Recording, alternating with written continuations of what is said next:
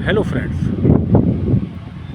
मित्रों, शाम का वीडियो बनने का टाइम हो गया है और आज मैं आपके साथ जो डिस्कस करूंगा I am talking about the speculative income, gambling income.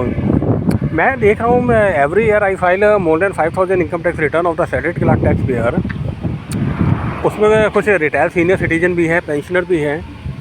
मैंने ये देखा कि आज का जो हमारा यूथ है, हमारी जो यंग जनरेशन है, हमारी यंग जनरेशन जो है जल्दी रिच बनना चाहती है, वो गैम्बलिंग की तरफ ज़्यादा जा रही है। They are doing crypto currency trading, they are doing future and option trading. और जबकि आप देखेंगे कि जो हमारी सेबी का डाटा है, security exchange board of India, which regulate the capital market in India, वो खुद कहती है कि जो 93% पीपल है इंडिया में, जो ट्रेडर है 93%, वो आपका लॉस में है। और इतने के किसी का 50 लाख का लॉस है, उनको ये भी नहीं पता कि अगर लॉस हो गया तो उसकी ITR भर के उसको कैरी फॉरवर्ड कीजिए। इनकम टैक्स लॉ में प्रोविज़न है कि अगर आपको किसी पर्टिकुलर, क्योंकि ट्रेडिंग की जो इनकम है, it is a business income. Trading की इनकम को बिजनेस इनकम कहा जाता है, जो कि आपके बिजनेस एंड प्रोफेशन हेड में टैक्स होती है। इसके लिए ITR 3 भरना पड़ता है हमको। We have to file ITR 3 for this.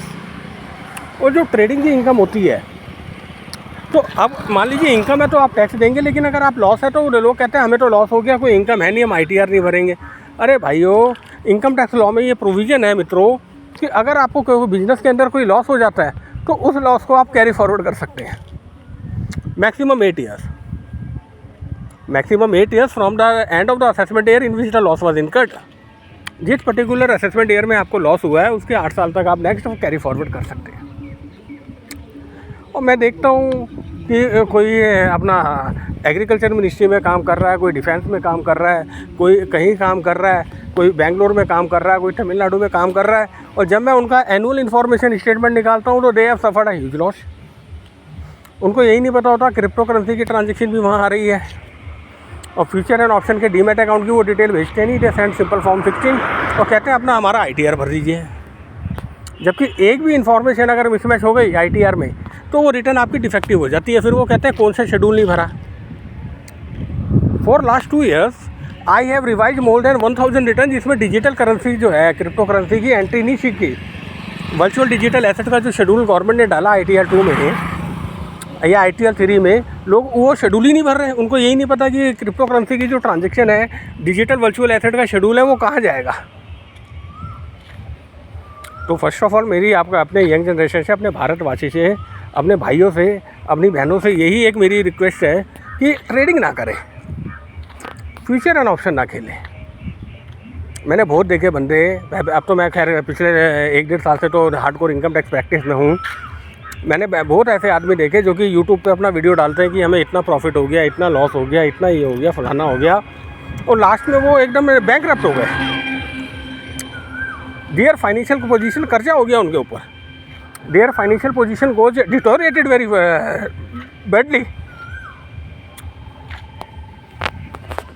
तो पैसा जो है आप जो कमाते हैं उसको सेविंग कीजिए, क्योंकि वो सेविंग आपके जब आप 45 साल से ज़्यादा के हो जाएंगे तब काम आएगी। ये देखिए कितना बढ़िया नज़ारा है, ये देखिए कितने खेत खलिहान है, कितनी ज़मीनें हैं खाली।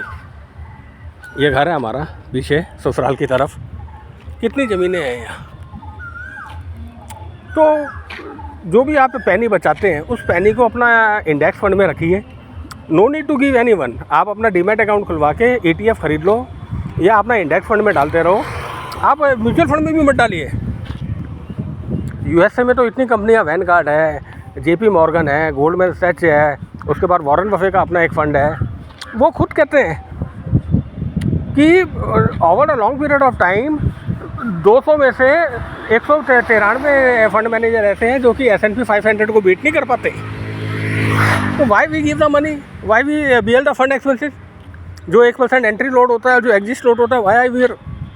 मैं सीधा इंडेक्स फंड में डालता रहूँगा, सिर्फ करता रहूँगा।